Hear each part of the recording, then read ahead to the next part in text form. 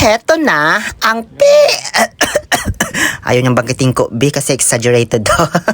Kayo na bahala humusga kung gaano ba kaganda itong napuntahan naming cafe dito sa San Fabian, Pangasinan. Nagmamaneho sa Cubao. Bip, bip, bip.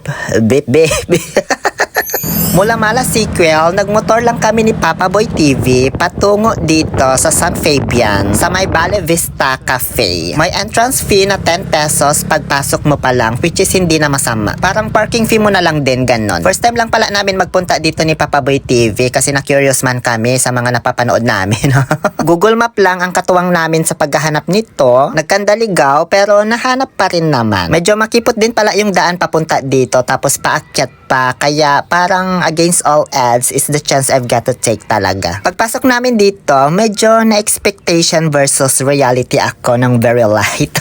Which is understandable naman kasi under development pa yung ibang mga spot dito. Pero marami pa rin namang magagandang Instagrammable spot dito ha. Lalo na kung magaling ka maghanap ng tamang angle at kumuha ng magandang shot. Hindi ka masyadong mapapawaw like, ganon. Pero nagustuhan ko pa rin dahil hindi ito masyadong crowded. Lalo na sa mga kubo-kubo na yan, tapos sa mga upuan, masusolo nyo din naman talaga. Kasi ako, kahit gaano man kaganda yung lugar, dinadayo man yan dahil trending. Kung crowded naman, hindi ko basta na-appreciate. Mas gugustuhin ko pa rin yung kahit simple lang yung view, basta calm, quiet, and peaceful.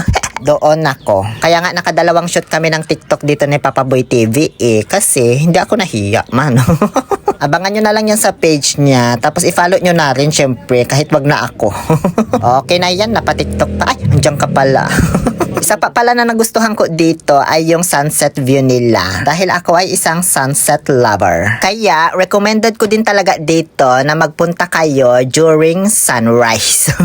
Aba, syempre, alangan agawan nyo pa ako dito sa view ng sunset. Kaya sunrise na lang kayo pumunta, B. After namin magpagod dahil sa kakasayaw sa TikTok, medyo nagutom kaya umakyat na kami dito sa may mismong cafe kung saan mag-order ng mga pagkain nila. Meron ding overlooking view dito habang kumakain ka, para ka bang nasa Maliko, ganon. Medyo puno lang kaya dito na lang kami sa labas kakain. Kaso may mga nakatambay din pala.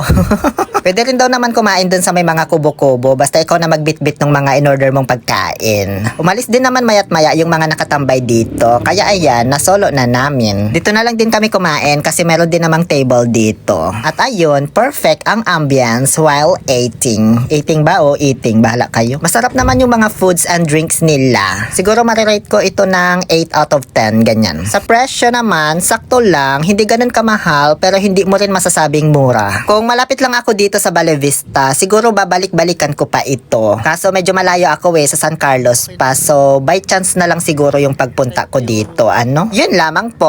Thank you so much, Papa Boy TV, for this collaboration. Please follow us for more. Muli ito po ang inyong Happy Pill Oliver Castro na nagsasabing, no to toxicity, let's make people happy.